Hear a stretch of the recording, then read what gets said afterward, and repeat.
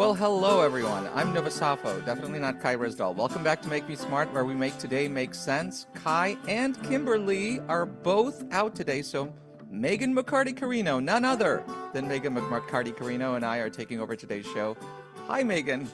Hello. It's very good to be here. And it's especially good to be here on Friday for Economics on Tap. It's Friday, March 28th today. Favorite time of the week? We're going to do our weekly happy hour. We've got some news. We're going to play a game.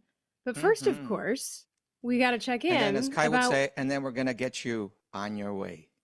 All right. You know, we got to keep the Kai spirit alive. Yeah. First drinks, right? So, Megan, what do you got? Drinks. So I'm feeling very in the spring spirit, and I had this bottle of Chinar from some sort of concoction that I was making, and so I just made myself a Chinar spritz. That is a, it's a spirit that is flavored with the artichoke plant, which seems like a very spring thing. I have these thistles that are blooming in my neighborhood with those beautiful purple blossoms, so I decided that I would be in the spring spirit with the Chinar spritz. What have you done? That is lovely. I will be joining you in the spirits realm today. I am imbibing on a Cognac Park Borderie. This is actually from the French Cognac sub-region, and the sub-region of the sub-region is Borderie. Wow. Yeah. It's like, which is the, what is it called? Anyway, it's like the sub-region, and it's called Cognac Park Borderie. It's a lovely, strong spirit, and that's so you're what just I'm having. Drinking it straight? Yeah, just cognac. Dang. Cognac wonderful straight. You don't drink cognac straight? I couldn't do this live stream with a straight up drink. As we discussed last time, That's because you're very smart red. and wise. No, you're wise. This stream will end interestingly compared to where we begin, because yes, I am having a very strong liquor. Christopher Garcia thinks I'm the man, though, so that's cool. Thank you, everybody on the chat, for that. Debbie Donovan says, I adore how Nova up-levels the beverages. So, Kimberly, thank you. That's a huge compliment. Thank you, Debbie. Jack Daniels Watermelon Punch with a pickle saltese strip from Lewis Smith. What's a pickled, did you get that? I didn't. That sounds very complicated, but it's good. Assuming there's pickle involved, that's bold. Yes, I'm drinking some tea with honey for a sore throat. I'm sorry you have a sore throat, Ian. Hope it gets better quickly. Paloma from Flippin' Out. Paloma is a flower, but I guess also, I think. Oh yeah, no, Paloma is a great drink. One of my faves. It's a grapefruit and tequila concoction. Beautiful. I see. Waterloo sparkling black cherries. A lot of really interesting stuff happening on the chat in terms of drinks choices. Kay Gilbert is having Starbucks' addictively delicious cherry chai. I didn't know they had a cherry chai, but chai tea is wonderful. I highly recommend. Chai tea is redundant. in the park from Sarah. Well, it is in the U.S., except we consider it as the spiced version of tea, so we call it chai tea. Yeah, all right, yes, but you're right. Thank you for that correction, Megan McCarty-Carino. One of my favorite drinks, and I haven't had one in a long time. Daniel Romay, I want to say, is the correct pronunciation of that name. Bloody Mary with celery and olives. Love that. That's a very lots gardeny. Of good drinks happening. Yeah, lots of good drinks. My garden party. Yeah. I did get dunked on. Someone said Nova got dunked on. Indeed, by Megan McCarty-Carino right at the top. And no, I never call her Megan. Always Megan McCarty-Carino. Yeah. Well, what he really calls me is Notorious MMC. Notorious MMC. This is true. I wasn't sure you wanted to reveal that. I'm happy to reveal. That is my nickname for Megan, because she is that awesome. Yes. All right. Shall we do some news? I think we should do some news. I think we should start with your news. Okay. Gladly. This afternoon, the DC Circuit Court of Appeals made a really significant ruling. 2-1, a Trump appointee leading the vote. A 3-judge panel ruled that Trump can remove, at least refuse. Basically, they stayed the lower courts stay. So it's a double negative. They reversed and allowed the Trump administration to do something. And that thing is to remove a member of the National Labor Relations Board and a member of the Merit Systems Protections Board. These are commission type boards which are appointed by the president and confirmed by the Congress, and then they serve certain terms. Usually they're 5-year terms. They're both Republican and Democratic appointees. And the idea is being that it's they're bipartisan boards, and they're supposed to be kind of administrators of regulations and kind of basically Congress created them to be relatively above the kind of usual politics of whatever's happening at any given time, to kind of, they're intended to be boring. You know, we're talking about places like the Securities and Exchange Commission, the Federal Communications Commission, Federal Trade Commission, Elections Commission, Federal Elections Commission, right? FEC, I think. Yeah. Anyway, so this is a very important ruling in that the appeals court ruled to allow the Trump administration to assert a constitutional authority hitherto not asserted by previous presidents, at minimum for at least 100 or more years.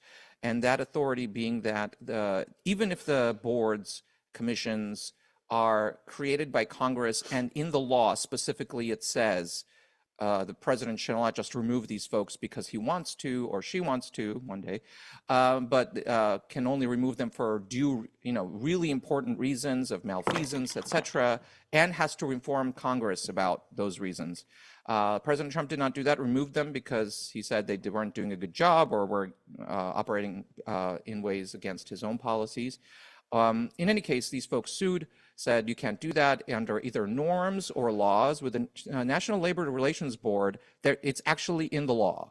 And a law that has existed since 1935, I want to say, the Labor Relations, or 38 Act, maybe. what is it called? Something like that. National Labor Relations Act, the Wagner Act. Thank you. And yeah, so it's been a long time, and we've been chugging along with a certain way of doing things. And this would, I've mentioned this before. I've covered it extensively on the Marketplace Morning Report, so you can look this stuff up if you'd like on our website. This is about the unitary executive theory. It is a legal theory that is gaining ground, that the president's power cannot be abridged in any way, shape, or form by Congress. That are technically under the executive branch because they're agencies that are carrying out the laws that Congress sets, then the president must have total authority and control over those organizations and do with them as he pleases. And this would change the way things go because it would make these boards far less independent than they are now. They're not completely independent in any way, shape, or form, but it would just put them directly under the president, that if he doesn't like something they do, he can just fire the person and bring somebody else. And that's not been the way we've been operating. And some of this goes back really far. I mean, I remember from my last research, and I just brought this up just to get the dates right, 1883 Pendleton Act. The Pendleton Civil Service Reform Act established a precedent that the president just doesn't fire civil servants. That was extended to apply to these commissions. So this goes really far back, and this is an important ruling by the Circuit Court of Appeals because now it is setting up for what the president's administration has said they want, which is a Supreme Court ruling on this issue. Conservative scholars believe that they have the votes in the Supreme Court for a major precedent-setting overturning of previous precedent that would set us in a new path. So this is a very important thing that's probably, there's so many headlines today, every day, that are kind of more immediate in importance. But this is the kind of ruling that is setting up a Supreme Court precedent that would be impactful for us for generations and generations to come. Yeah, and as actually the last time I was on the show with you, I think was when many of these firings were taking place, and you talked about, that it was sort of clear that the Trump administration was doing this to test this unitary executive theory, something that has kind of been bubbling up since, I think you said, like the Reagan administration, if not before, was very prevalent in, the Reagan administration, the George H.W. Bush administration, and 5 of the Supreme Court justices have worked in administrations that worked to promote the unitary executive theory. So that's where we are. Yeah, that's where we are. And that doesn't mean they will vote. I mean, it's not a fait accompli, but we are definitely, it's definitely looking like we're going to get to the Supreme Court, and sooner than I certainly thought we would get there. I mean, this literally happened 2 months ago. We're already at the fight level. We're already heading potentially to, if they appeal this. First of all, they could appeal to the full circuit. This was a panel, first a 3-judge panel rules, then it can be appealed to the full circuit court to hear the case. They could decide otherwise, or it can be, or it can be appealed to the Supreme Court. My dog is barking in the backyard, so I guess that's my cue to take over. Of course, it's always when that happens. Yeah. No. So today I am watching this IPO of an AI-related company. It's not itself sort of explicitly an AI company, but it is being watched very closely because it is kind of like, if we think of NVIDIA as, they're selling the shovels for the AI gold rush, this company is like one more step upstream. Like, I don't know, they're selling like the gold pans or something for the AI gold rush. And it's this company called CoreWeave, which I honestly had never heard of until this week. They went public today on the NASDAQ. And what they do is they buy up all of the NVIDIA GPUs, and they operate data centers for big tech companies like Meta, and Microsoft is actually their biggest customer. 60% of their revenue comes from Microsoft, that sort of, rent out the GPUs for their AI use. And their IPO didn't go as well as was hoped. I think there's obviously, it's kind of a weird time for the IPO market, just given the state of the markets. They're very volatile. This particular company has some sort of like financial weaknesses, I think, that were revealed in the, their S1, their prospectus that they did in the roadshow, telling investors about their kind of financial fundamentals.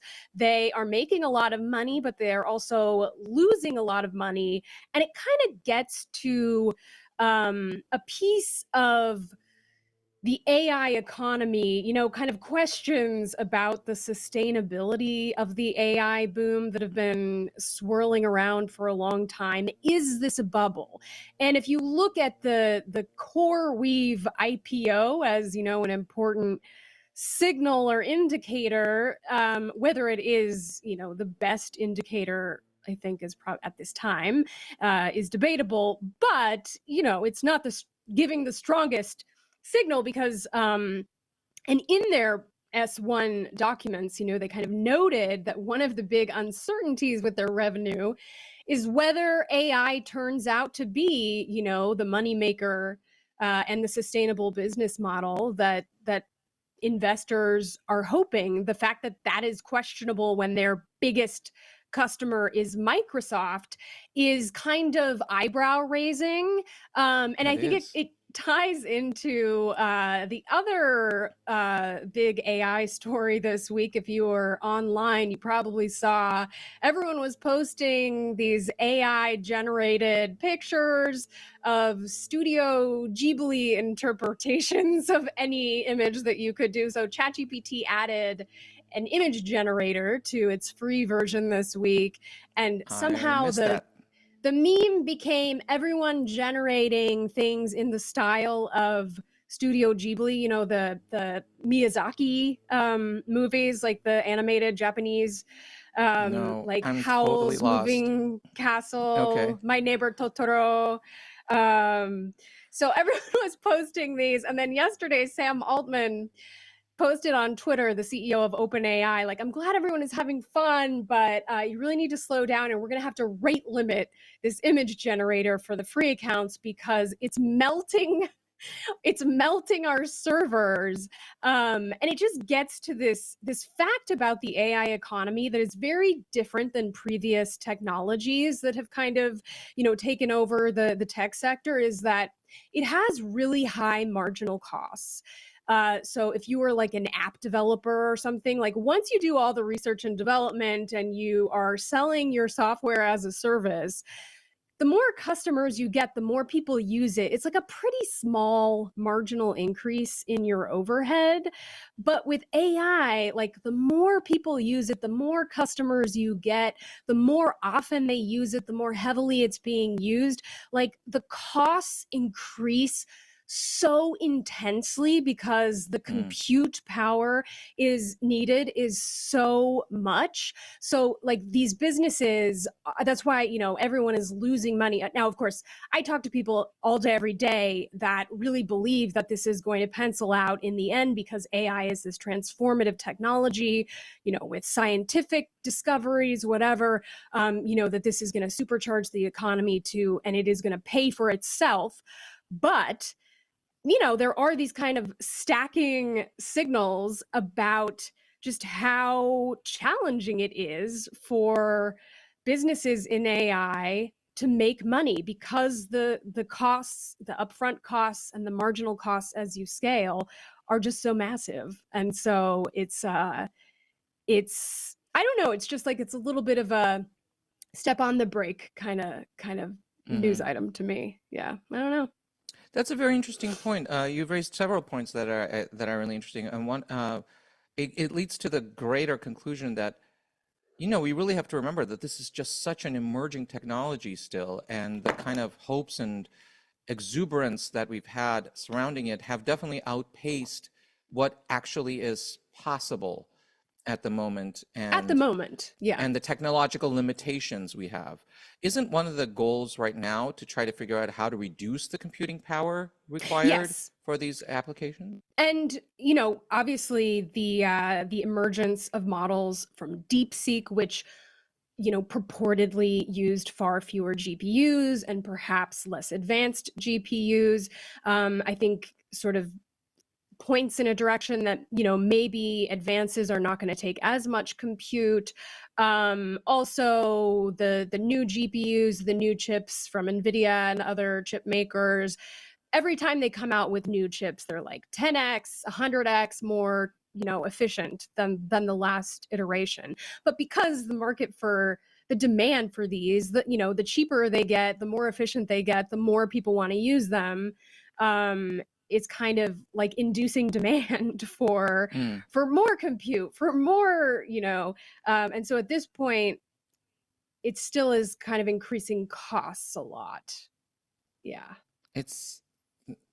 And so then in that context, you have this IPO that is tied to compute power and physical infrastructure. Right. It's the AI infrastructure.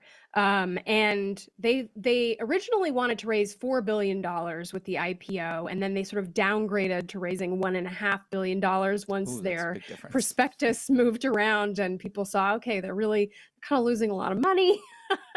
And the enthusiasm waned a little bit. But that's also, I think, why a lot of these companies are really asking for perhaps, like a Manhattan Project for AI infrastructure, some sort of public program or, just guarantees or, something to build out the AI infrastructure more quickly and perhaps at some sort of collectivized cost. Because that is the limiting factor. That's not happening now. Well, all right. That's it for the oh, sorry, Megan, I took up your line. That's quite all right. Go for it. That is it for the news, folks. We're gonna take a quick break, but before we do, we got to get to some marketplace business, because this is the last day of our March fundraiser. We started the day with over $50,000 $1,000 left to raise. And we are down to, if I have this correctly, the last $4,800 that we need to raise. I know we can close this gap right now, whether it's your first time donating or you are a longtime marketplace investor. We are asking you, please, please, please, please chip in what you can. Indeed. This is a goal we can't fall short on. We really are depending on our listeners, both on the podcasts, on the live streams, on our broadcasts, to help us maintain a strong institution. Remember, you can get a piece of our past while helping us plan for a future that none of us are certain of. Donate $20 or more and get a tote bag printed with a 1989 marketplace ad, which I think is super exciting. And, so cool. And I'd just like to point out, in one of these previous fundraisers, we had a similar thing with a mug, and you could get one of our old original logos. You missed out, if you didn't, on this cool thing. So I put coffee in this just so you could kind of see it on the video. And if you can't see it on the video, it's a really cool glass mug if you're joining us on the podcast, and it's got marketplace in the old design with a bunch of bar lines going up and down to indicate the markets, or, you know, and the globe behind it. Anyway, so it's a really cool old logo that we had on that mug. You can get a similar type of thing with a tote bag, marketplace.org/GiveSmart. That's the website, marketplace.org/GiveSmart, or find the link in our show notes, and we'll be right back.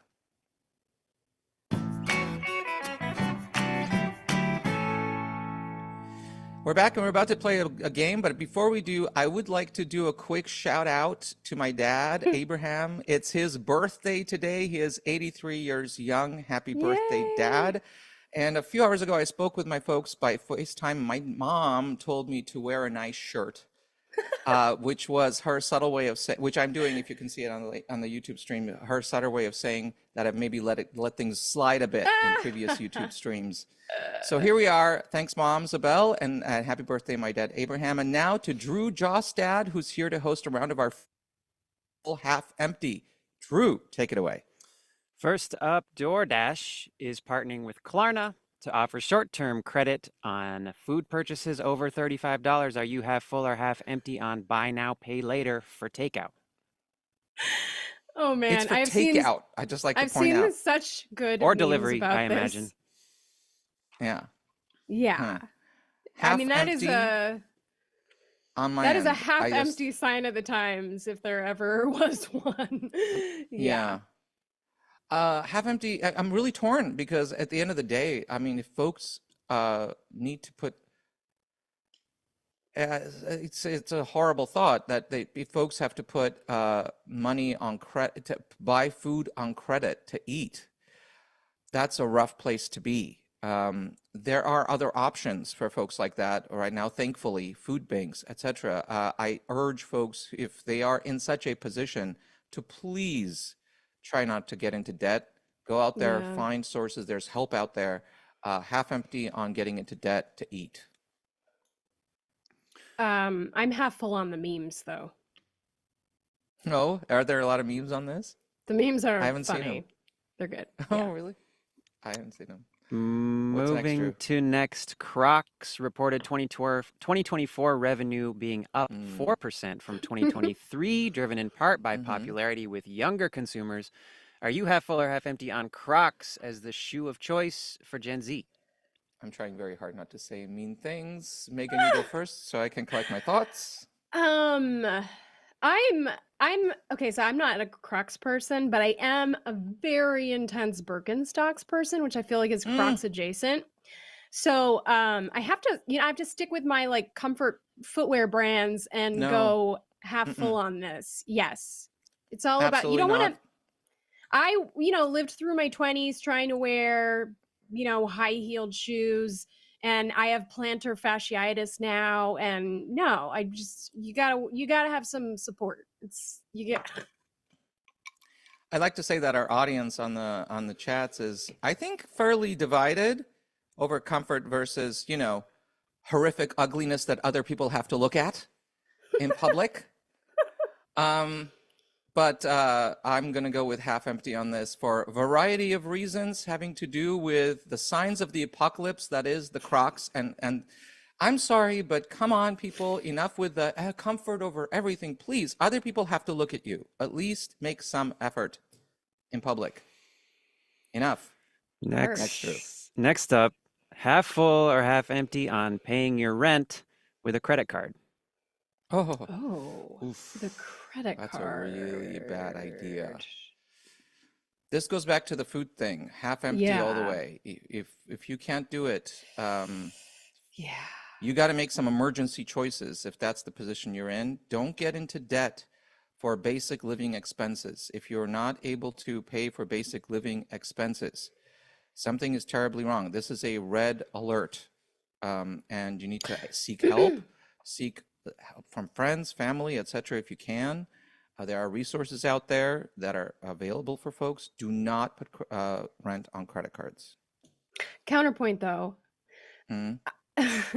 There are times when I think, access to credit does start to sort of, I mean, obviously you need to financially plan well, and you need to be able to have the sort of financial resources to fill in the gaps. But often there's like a transitionary period where you're kind of working things out, and it's like literally like, I will have the money in 2 days when I get my paycheck. And so rather than like going to whatever, like a payday lender or, something else, like having access to a credit card to be able to sort of smooth out your finances can be helpful if you keep a handle on it. So, but in general, I mean, if you need to use a credit card for rent, that's an alarm bell. Yeah.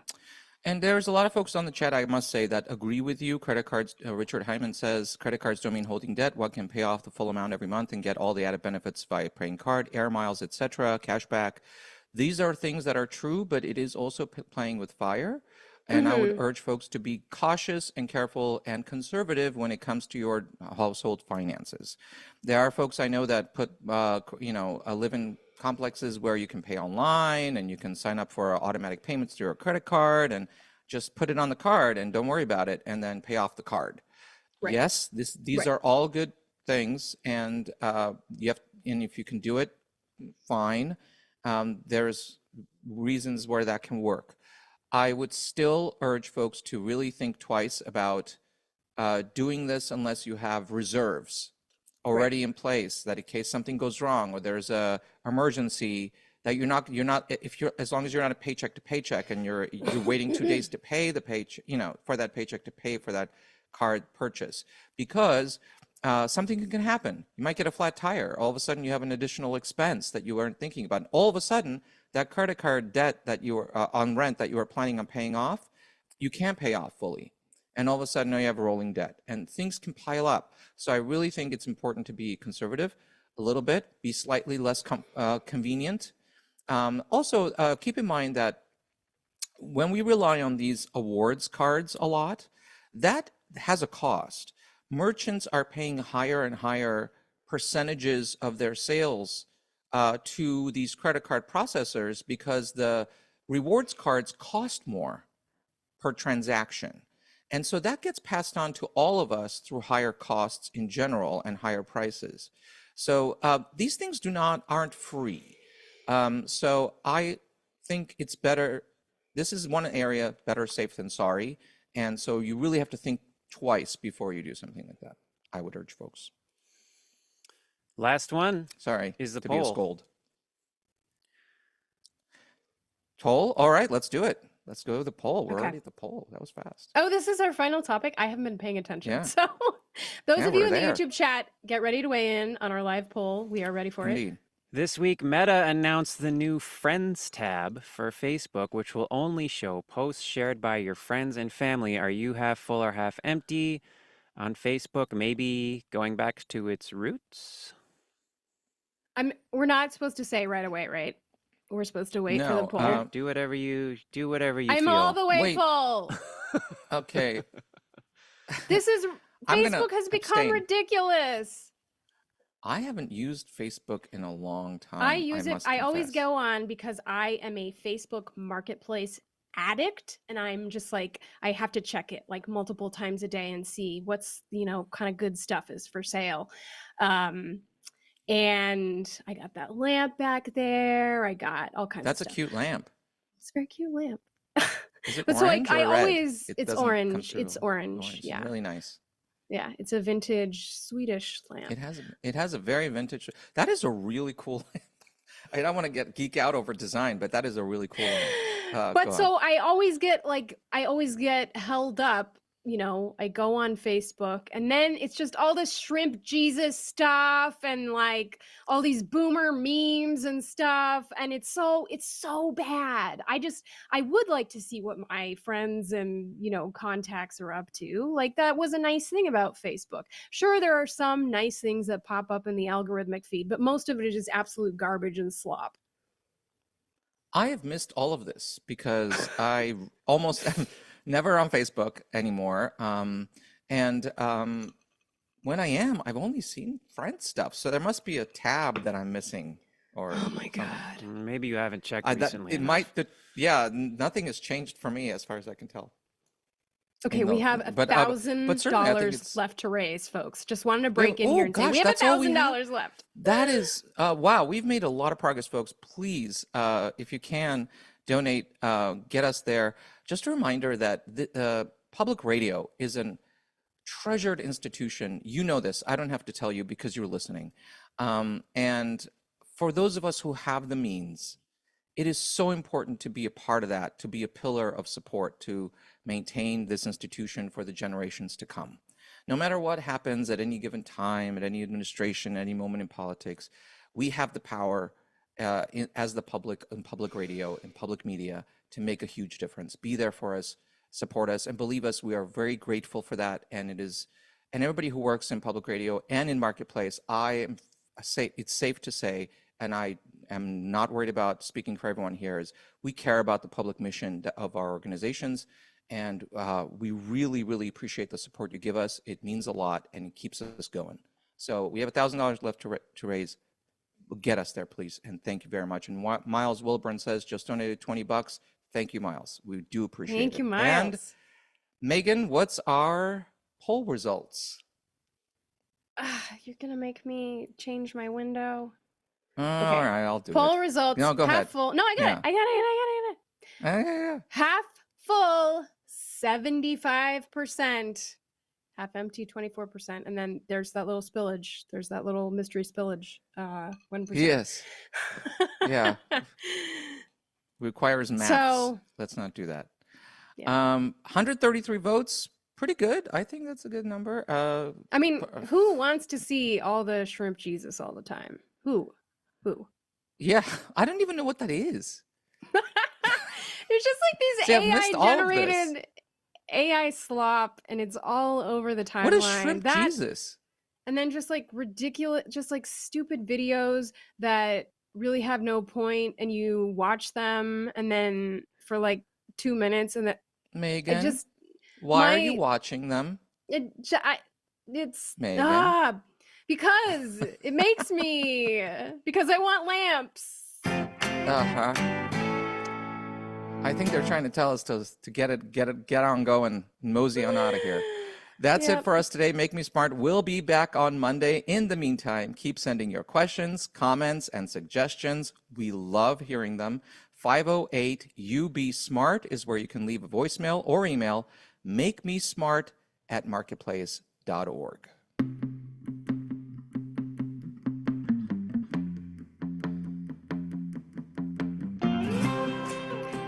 Make Me Smart is produced by Courtney Berg-Seeker. Our intern is Zoha Mullick. Today's episode was engineered by Charlton Thorpe. The team behind our Friday game is Emily McCune, Jamila Huxtable, and Antoinette Brock. Marissa Cabrera is our senior producer. Bridget Bodnar is the director of podcasts. And Francesca Levy is the executive director of digital and on demand. That was a pretty great and interesting episode.